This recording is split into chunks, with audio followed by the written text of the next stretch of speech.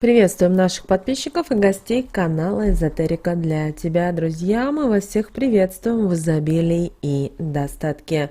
В этом видео уделим народным приметам, друзья, на 29 мая. Поговорим о том, чего категорически нельзя делать в день Федора Житника, чудотворца. Далее более подробно, друзья, все в этом видео.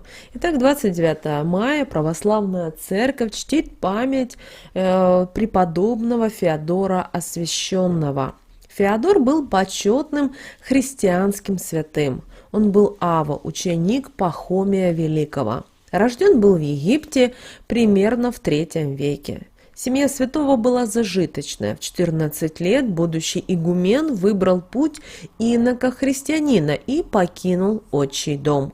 Святой прославился святостью жизни и был увековечен сильным, щедрым даром чудотворения. Он был посвящен во священники, за что и получил святое наименование освященного. В народе праздник назвали Днем Федора Житника. Естественно, не просто так. Этот день, этот праздник служит последним сроком для работяг, которые хотели и имели возможность заняться яровым посевом. Преподобного Феодора правильно было знать как покровителя злаковых культур. Он их оберегал и следил за ними. 29 мая старались люди попасть в храм, чтобы иметь возможность помолиться о добром урожае зерновых в этом году. Именно этот праздник давал возможность нашим любимым хозяйкам и хранительницам домашнего очага готовить на стол различные каши, отваренные на простой воде или с молоком.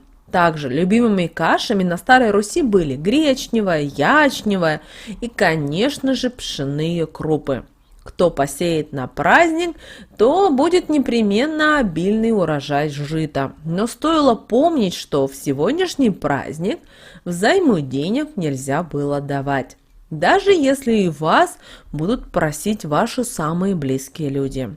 Народная примета говорила как про то, что не будет возврата данных денег, так и сулила жутким неурожаем как дающего, так и у берущего.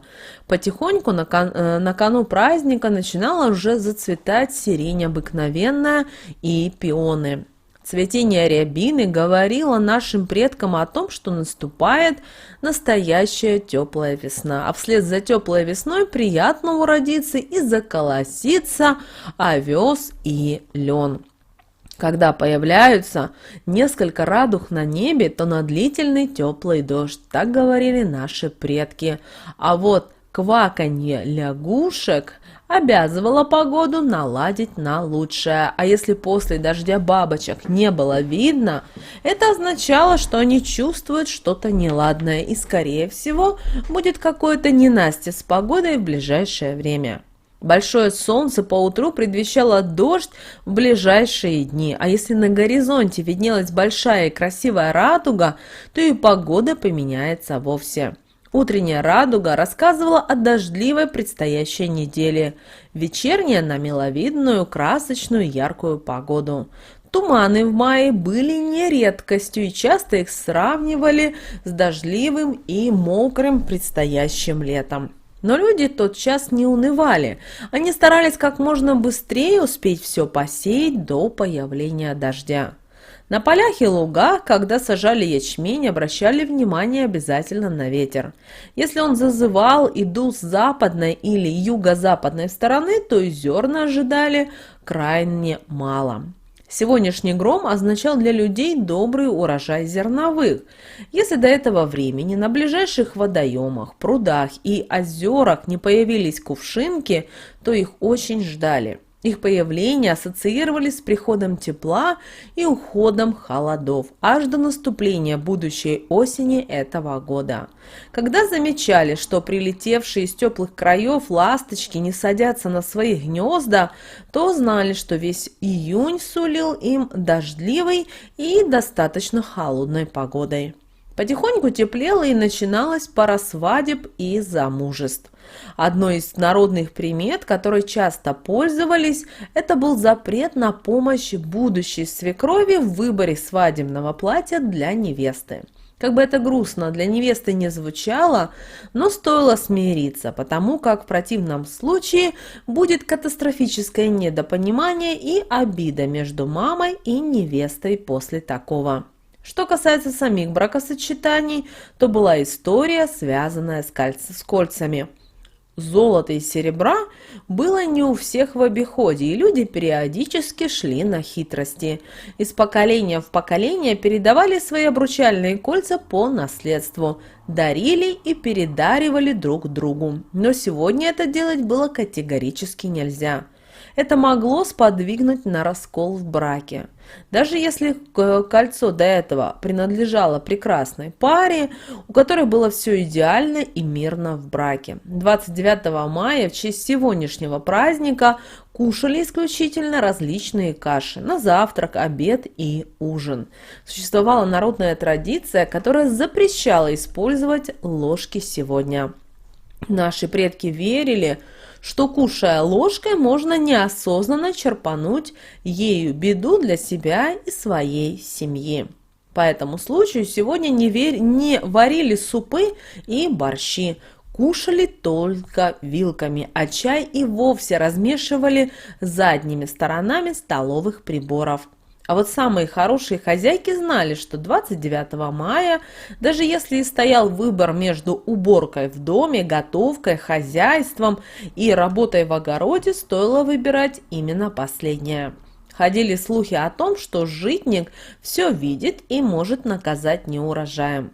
Земля могла легко обидеться и легко не дать уродиться посеву.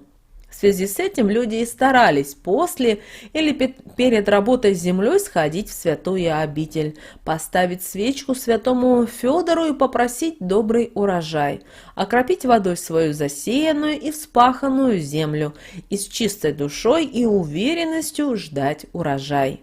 После тяжелого труда разрешалось шить, кроить и вышивать. Легкая работа поощрялась и служила успокоением для крестьян. Таким образом, они прекрасно и, главное, легко заканчивали свой рабочий день с чувством выполненного долга и чистой душой. В такой праздник рекомендуем вам заняться растениями в доме. Становится все теплее, цветы начинают расти, и, возможно, пришло время их пересадить в более комфортные горшки. Не поленитесь их ополоснуть под душем. На такую процедуру они смотрят крайне положительно, а влага на листве цветов помогает им почувствовать легкость и ощущать себя на открытом воздухе. Ну а именинники 29 мая отмечают Александр, Георгий, Ефрем, Юрий и Федор. Также, друзья, по народным поверьям в этот день нельзя было пользоваться ложками, иначе можно было навлечь беду. Также в этот день было запрещено оставлять объедки, лучше доесть все, что присутствует на тарелке. А вот если не хочется, то остатки лучше отдайте птичкам или с животным. И незамужним девушкам сегодня, в этот день, 29 мая, по народным приметам, нельзя было носить одежду красного цвета, иначе будут проблемы в личной жизни.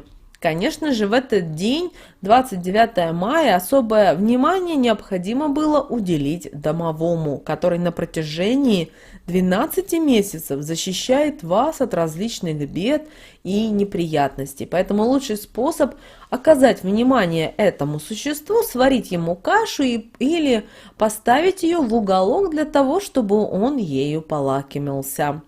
А вот узнать о том, понравился ли домовому ваш подарок, можно ранним утром. Для этого нужно посмотреть в котелок. Если там осталась каша, значит домовой не оценил ваш подарок. Если же ее не было, тогда считалось, что домовой будет защищать вас и дальше. Вот такие, друзья, основные народные приметы и традиции на 29 мая. Ну а далее у нас с вами лунный календарь на 29 мая. По лунному календарю у нас с вами ждут 28 и 29 лунные сутки. Убывающая луна в знаке зодиака Близнецы. После тяжелого и такого энергозатратного периода, каким были предыдущие дни, наконец подарят этот день вам прилив сил и напитают положительной энергией. Сегодня любая активность и инициатива принесут только положительные результаты, а поэтому торопитесь действовать и решать. Сегодня деятельный и энергичный день, когда превосходно удаются все насущные дела. Не упускайте возможности, проживите этот день в движении, в действии и при поднятом настроении. Получите сегодня заряд бодрости на долгое время вперед. В этот благоприятный день можно начинать любые дела, связанные с жизненными сферами. Это касательно работы, дома, садом, а также личными отношениями. Этот день благоприятен практически для всех дел. Вы знаете, этот день, 29 мая, будет один из наиболее спокойных и светлых дней всего лунного месяца. И если вы на протяжении всего лунного месяца жили в согласии с лунными ритмами, то именно в этот день, 29 мая, вы получите награду «Мудрость, дарованную самой Луной». Что же касательно стрижки волос в этот день, то, отрезая волосы или ногти, вы рискуете отстричь что-то важное в своей жизни. Даже есть мнение, что если подстричься в этот лунный день, вы сократите себе жизнь, а наращивание, в свою очередь, может оказать обратное положительное действие. Что же касательно окраски волос, то глобальное окрашивание волос лучше все-таки перенести на другой день. Разрешено сегодня мелирование и тонировка натуральными красителями для укрепления социального положения. А вот простая прическа поможет подстроиться к энергии природы. В этот день надо стараться быть в приподнятом настроении, взглядываться внутрь себя, контролировать эмоции. Хорошо сегодня сажать все полезные растения и сеять только добрые мысли.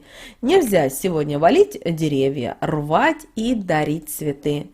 Сегодня вы можете стать свидетелем странных, загадочных и, возможно, даже необъяснимых событий. Вот такой сегодня день, друзья, у нас с вами 29 мая по лунному календарю. С вами, как всегда, был канал Эзотерика для тебя. Друзья, обязательно подписывайтесь на наш канал, обязательно ставьте лайк этому видео. Обязательно поделитесь этим видео с теми, кого вы любите, кого вы цените, кому вы желаете мира, любви и гармонии.